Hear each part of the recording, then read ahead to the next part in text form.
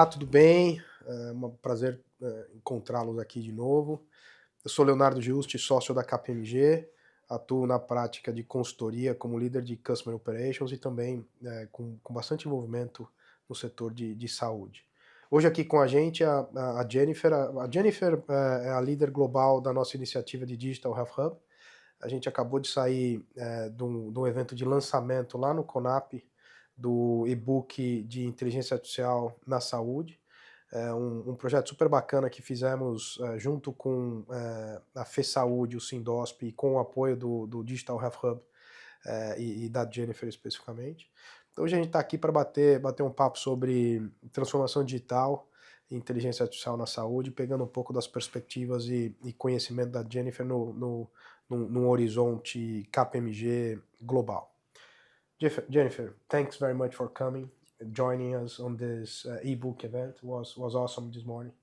So we had a very opportunity to explain our perspective, our point of view, and share with the audience and the entire public challenges, opportunities, potential barriers.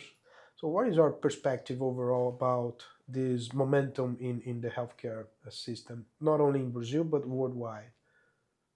Worldwide, so first of all, thanks, Leo. The opportunity was a great one. It was exciting to be there with Sintospi and the KPMG team today. The ebook is really exciting because it's one of the first that we're seeing come out, and we can use that around the world. So thank you for that and the team. In terms of healthcare and digital, the pace continues to accelerate. AI continues to dominate the conversation. Everybody is excited now about Gen AI. And we're starting to see health systems around the world continuing to double down in digital. Regardless of their maturity level, some are focusing on the back office to get their processes right in HR and finance and IT. Some are focusing on more innovative technologies if they've come through that wave and they already have electronic health and electronic medical records. But it certainly isn't slowing down.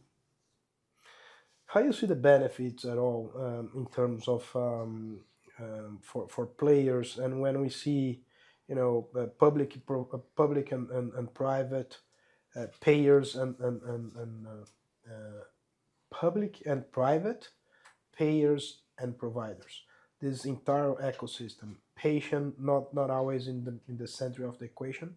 How do you see the benefit or potential benefit of using technology to align the interests of the ecosystem? Well, you said it, having the patient in the center is really the key. They're used to being consumers and being able to buy plane tickets or concert entertainment, clothing, anything really in services. They expect that from healthcare as well. So I think there's a lot of challenges, but the opportunity is enormous to drive greater efficiency, to optimize processes.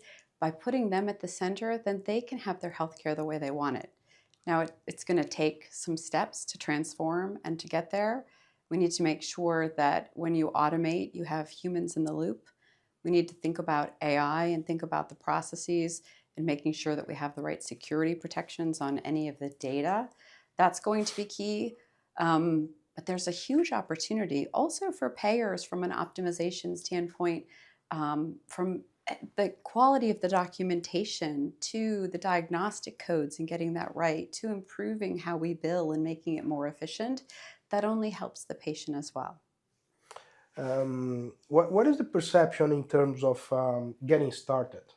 Because there are two key things. One is efficiency, is process, is automation, and another is patient journey and treatment results, and etc. So what is your perspective in terms to where to get started and where the low-hanging fruits are sitting for companies to get started? Sure. So let's unpack that a little bit. In terms of getting started, we're telling our clients, let's pick a place, let's get going, dive in. I think came up today, just get going. We're advising that. We're also helping people get started by doing some AI pilots. But it is a complex landscape. And we talked about some things. Transformation is generally multi-year, multifaceted. having the right strategic alignment, having the right alignment across chief medical officers with the CEO and the CIO, as well as having that alignment from a cyber and a risk perspective, that's going to be key. So navigating the changes, knocking down some of the barriers, but ultimately getting started and keeping the end and the vision in mind. Good. Interesting. And what about, you mentioned cyber and data issues. What is the perspective in terms of regulation coming out of this, and our responsibility as a player in the ecosystem, not specifically delivering healthcare, but being part of the ecosystem? So the regulatory environment is complex. Each country, of course, is a little bit different. We're focusing, and we have some thought leadership that's coming out or has come out now. From a cyber perspective, there's really three aspects we're starting to dig into. One is the overall health system resiliency and sustainability. Two are issues in the supply chain and protecting that. And three is AI, protecting the data, enabling different rights around the data. So we're monitoring all of the regulations in the different places and trying as many health systems partners to advise them on the right way to adopt technology, the right frameworks to take into account. We also have our trusted AI framework that we're using to make sure we can help drive the ethical use of AI.